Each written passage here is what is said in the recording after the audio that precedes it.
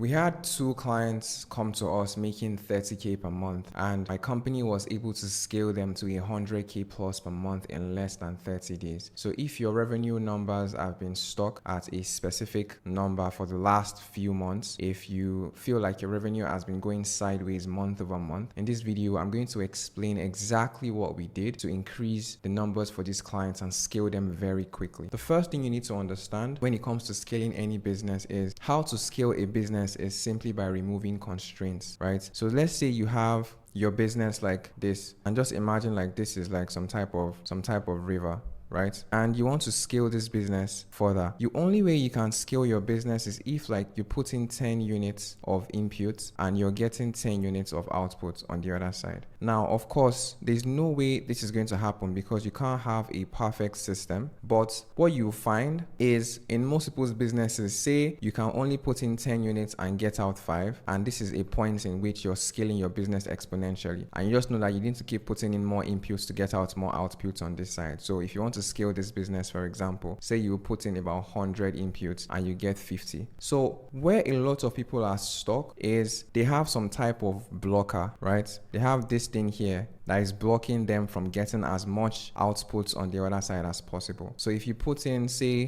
100 units, you're maybe getting about 20 units back. And if you want to scale your business exponentially, you have to find ways to remove this bottleneck, remove this constraint so that every single thing can flow within this ecosystem. And that will lead to a point where you're actually scaling your business exponentially. So think of it like you have a pipe and something is blocking that pipe and preventing water to flow from point A to point B. So if you want to scale your business to the next level, you have to remove these blockers at every point in time. And these blockers are called constraints, and you'll find them in multiple different areas of your business, in your marketing, in your sales, and so on and so forth. Where a lot of people make mistake is there is a sequence to fixing these constraints, and you have to fix them in the right order. You can't prioritize one thing before the other thing. You have to fix them in the right order. The reason why I say that is, let's use the pipe example again. Let's say you have a pipe that flows like this, right? If you have a blocker here that is preventing your total units of 100 to come here as 100 units as well, there's no point fixing constraints that are here or here or here or here, because it doesn't really matter, because water is still not going to flow through this pipe unless you remove these major constraints or major bottleneck here. So there's no point in you trying to say, oh, you want to try and fix anything until you fixed these major constraints that you have here. So you have to fix this in sequence, and this is where a lot of people make mistakes. Instead of them to spend time fixing the thing that is most forward thing in the funnel or in their process, they are fixing things on the back end that don't even matter yet when they haven't cracked the thing on the front end. And in order for you to scale your business, you literally want to identify what these constraints is, identify what this bottleneck is, and then prioritize that thing for the first 4 hours of your day. So I'm sure you've heard a lot of people say this, people like Omozi, Ravi, and so on and so forth. You have to create a system where you are able to obsess over that one constraint during the first 4 hours of your day, literally, when you have the most energy, and you want to obsess over that constraint until you fix it. And once you fix that constraint, you go to the next one. Once you fix that one, you go to the next one, go to the next one, and so on and so forth. And the more you do that, the more you'll be able to get more for what you put in. And you just know, okay, if I want to get 500 units from this system and I have my system converting at, let's say, 50%, I'm just using this as an hypothetical statement, you know, you just need to increase this to 1,000 and then you're good. But I'm sure when you increase this volume to 1,000, new constraints are going to come up that you need to fix in order for it to still maintain the same flow throughout the entire pipe. So you really want to make sure that you fix this in sequence and not just fix this randomly. Now, where a lot of people get really caught up with this is when you find that you're good at something, you always want to delude yourself in some type of way to always identify that as the constraints. Like me, for example, the thing I love to do the most for my clients is actually delivering the service, because we have a done for you service. So in my head, I'm always thinking the problem with us not scaling to the next level is not getting clients good enough results, even if client results are pretty good right now. now. And that's the thing I always assume the constraint is, when in reality, that is not the case, at least for my situation right now. So if you're someone who is good at marketing, for example, you're always going to assume marketing is the constraint of your business. If you're someone who is good at sales, you're always going to assume sales is the constraint of your business. If you're someone who is amazing at fulfillment, you always assume fulfillment is the constraint of the business. And that is not always the case, because let's use an hypothetical funnel, for example. Let's say you have a 20% opt-in rate on your funnel, and then maybe you have like a 60% show-up rate, you have a 30% close rate, and then you're maybe getting like 5% dispute rate from people. Now, anyone who is really, really good at closing deals, like you love sales so much, it will amaze you,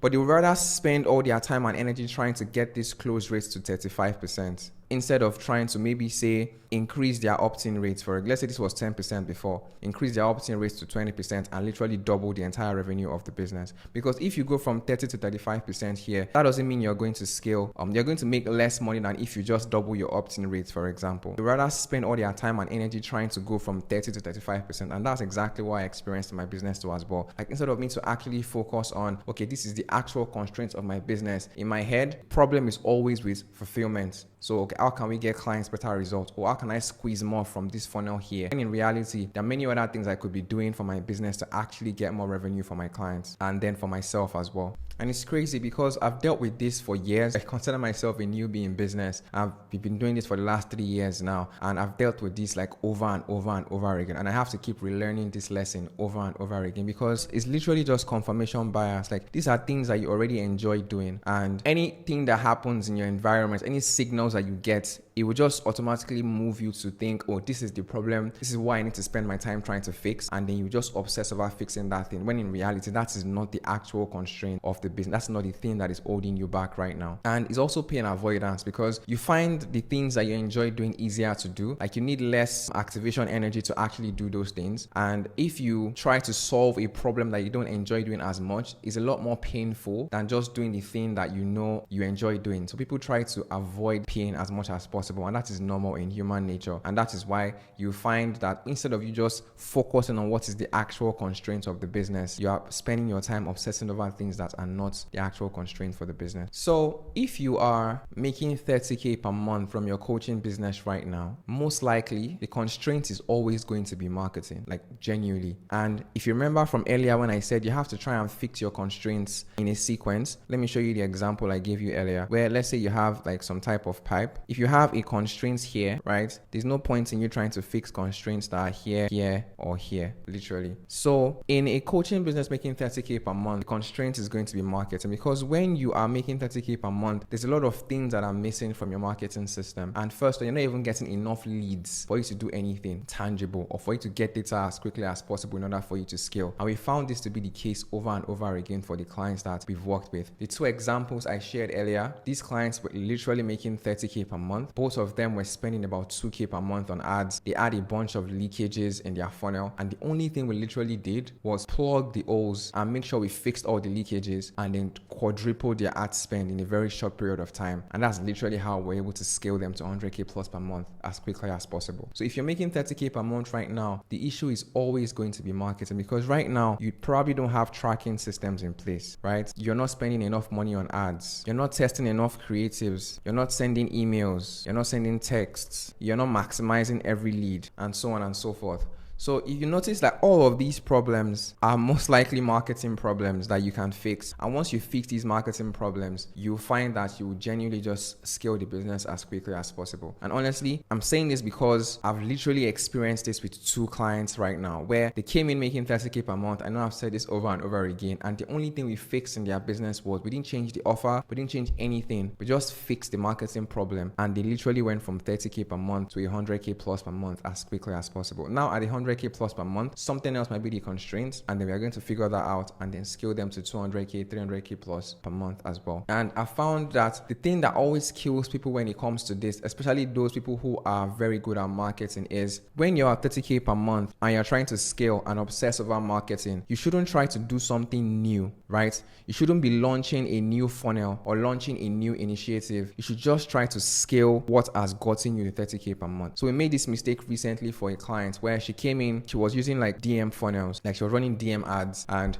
she was doing about 20K per month. Granted, things were not going as well as they used to before, so she was making less revenue than she used to before. And instead of us to just scale the current funnel that she had that was working, that's been working for her for the last 2 years, because like we personally love to obsess over fulfillment, we tried to launch a challenge funnel for this client and it didn't work out as well as we wanted, and we spent all this energy and time for a challenge funnel that didn't work as well as we'd hoped, when we could have just spent way less time and just scaled the current funnel that she had and gotten tremendously higher results for this client. So that's what I mean by you don't want to do something new, you want to do more of what you're doing. And what that looks like 100% of the time is just fixing the leakages in your funnel and scale your ads and do more creatives. And then if there are things that are missing as well from your funnel, you want to add those things that are missing. So add missing elements. If you do these 4 things, I don't see how you don't scale the coaching business to 100K plus per month if you're already making 30K per month right now, because we've literally experienced this for clients over and over again. When I say fix leakages in your funnel, let's use a webinar funnel for example, just so this is as like visual as possible for you. Say you have a webinar funnel and you have an opt-in rate of 10%, right? You have a show-up rate of 15%. Your close rate is like 2%. Like there are so many leakages in this type of funnel, and you want to ask yourself, okay, which of these metrics are the easiest to double, right? In this case,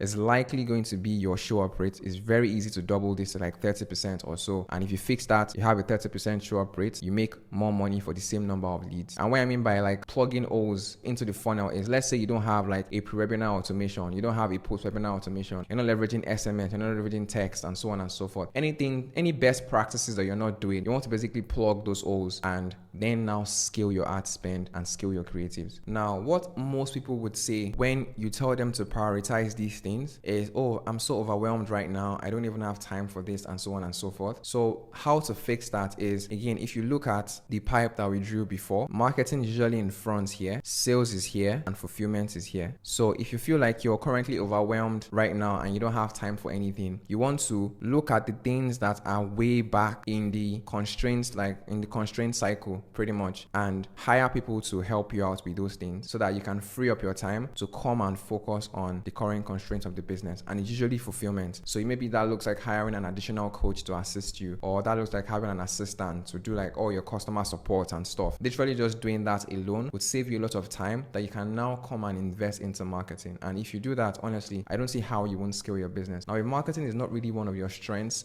first off, you can choose to learn how to do it yourself. That's totally fine. Or you can hire an operator that would come in and just own that channel like our clients do for their businesses. But that doesn't mean you still spend less time on marketing, because honestly, at scale, there's just more things to do. And you find that you're spending your time filming ads, doing more research, like implementing certain things that will tell you to do, and so on and so forth. So you still need to dedicate that time to scaling your marketing, even if you have an operator in place. And that's one of the mistakes people make. Like they hire like someone to do the job and then they forget about that thing completely. And that shouldn't be the case, because at scale, there's more to do. You are just doing more high leverage things as opposed to doing like the things that are in the weeds that having a team would help you fix or help you implement. So I hope you found value in this video. If you liked the video, make sure you like and subscribe. And if you have any questions, you can leave a comment for me down below. And thank you so much for watching the video, and I'll see you in the next one. Bye.